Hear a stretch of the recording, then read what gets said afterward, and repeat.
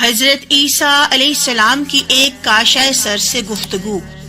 روایت میں آتا ہے کہ حضرت عیسیٰ علیہ السلام کا ایک انسانی کاشہ سر کھوپڑی کے قریب سے گزر ہوا۔ آپ نے اسے پاؤں سے ٹھونکا دیا اور فرمایا، بحکم خدا مجھ سے بات کر۔ کھوپڑی بولی، اے روح اللہ، میں فلاں فلاں زمانے کا بادشاہ تھا۔ ایک مرتبہ میں اپنے ملک میں تاج سر پر رکھے لشکر کے گھیرے میں تخت پر بیٹھا ہوا تھا۔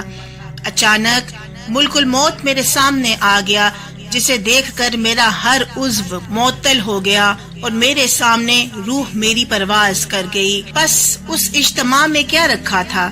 جدائی تو سامنے کھڑی تھی، اور اس انس و محبت میں کیا رکھا تھا؟ وحشت ہی وحشت اور تنہائی تھی آگے۔ یہ دھوکہ ہے جو نافرمانوں نے ڈال دیا، جو اطاعت مندوں کے لیے نصیحت ہے۔ یہ وہ آفت ہے جسے ہر گناہگار اور فرمانبردار دیکھتا ہے۔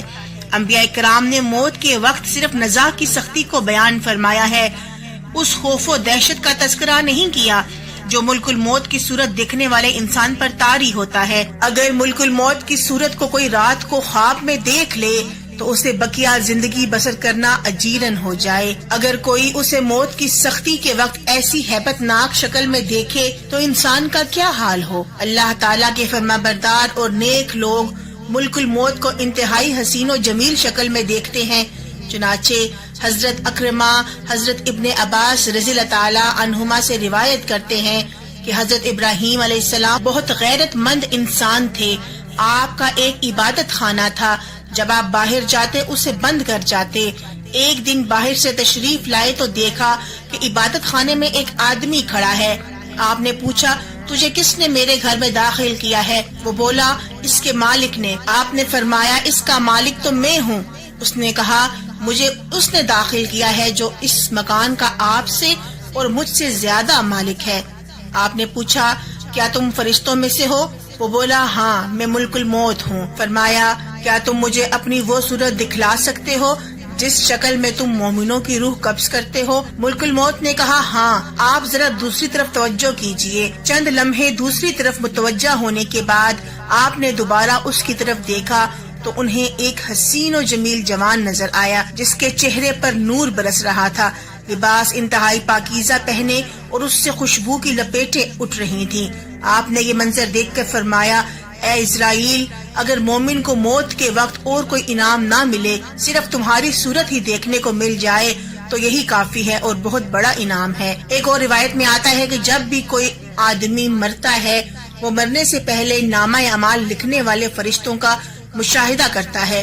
اگر وہ آدمی نیک ہوتا ہے تو وہ کہتے ہیں کہ اللہ تعالیٰ تجھے ہماری طرف سے جزائے خیر دے، تو نے ہمیں بہت بہترین مجالس میں بٹھایا اور بہت ہی نیک کام لکھنے کو دیے۔